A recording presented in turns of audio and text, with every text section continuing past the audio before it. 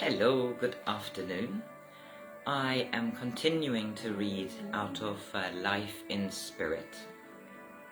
This was written by Harry Edwards in 1976, and I've had this for a number of years. In fact, I rediscovered it when I was changing rooms around, and actually it's a signed copy, which is rather nice. I have already read chapters 1 and 2 and the sleeve notes. I have not uploaded it on my BitChute or YouTube, but I will do eventually. Today I'm reading chapter 3, and this book is about, Harry Edwards says, this is a story of John and Mary. Any John, any Mary, brother and sister, husband and wife, sweethearts, friends. The story of you and me. But with a difference. John and Mary have died and have entered into their new life in spirit. Harry Edwards was very well known for being a spiritual healer, and he was an author of many books, and I think he also has a retreat which is still in existence, and this book was published which I noticed, which was quite nice because it's quite close to where I live now. It's where I used to live actually, by Healer Publishing Limited, Borrowlea Shear, Guildford in Surrey. So I lived in Surrey for quite a long time.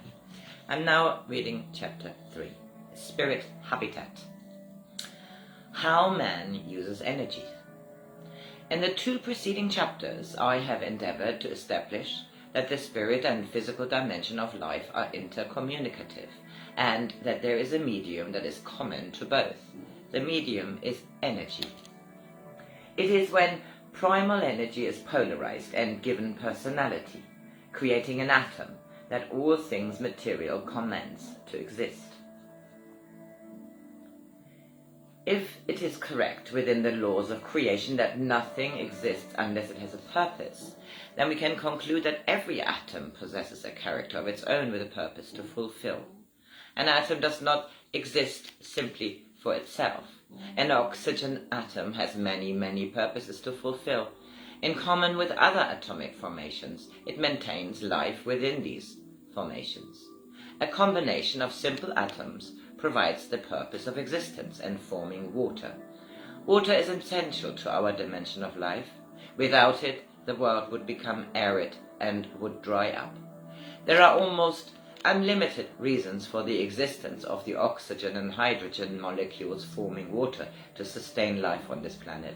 The oxygen atom is part of that plan. This argument can apply to every other atom. The number of the electrons in each element decides the purpose, the character, and the properties to justify that element's purposes. Every elemental atom has the ability to cooperate and join in carrying out a common purpose.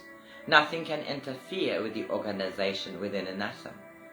It is true that man has succeeded in breaking up the ordered procedure within an atom, and thus imperiling the existence of the physical realm through nuclear fusion, leading to the atom bomb. With the advancement of knowledge, man has been able to learn some of the consequences of amalgamating one atomic formation with another in order to procure a definite result. It is on this basis that all human science depends. We also have the evidence of non-atomic forces having a predetermined reaction when they contact and influence atomic purposes. For instance, there is rejection which exists when molecules of a certain substance are brought into contact with a force of magnetism. The force of heat can affect the state of water to bring it to boiling point, and then, if persisted, into vapor, when the atoms of H2O are disassociated from the other and return to an individual state whereby they may be utilized again in some other chemical amalgamation.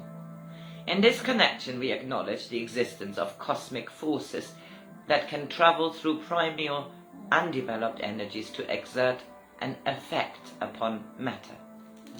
A simple example of this is of living creation. A simple example of this, of course, the solar rays, which maintain warmth and health in all living creation and particularly in vegetation. For without this there could not be given the vital property of chlorophyll to sustain the health of a tree or even a blade of grass. Human beings are able to absorb within themselves cosmic forces which will help to maintain and strengthen the health resistance of the person.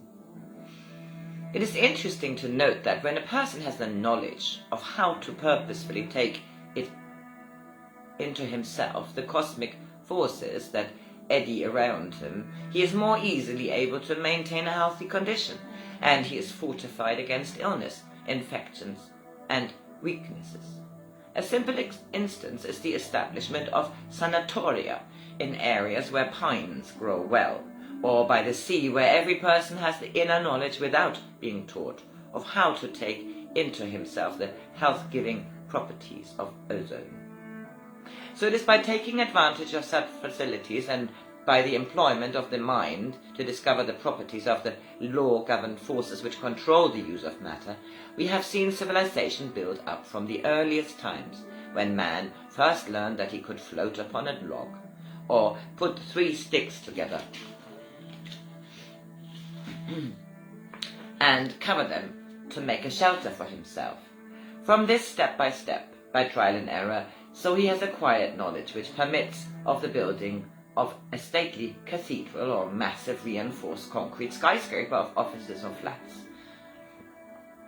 This argument is applicable to all sciences and to all our achievements based on man's scientific use of forces and elemental energies.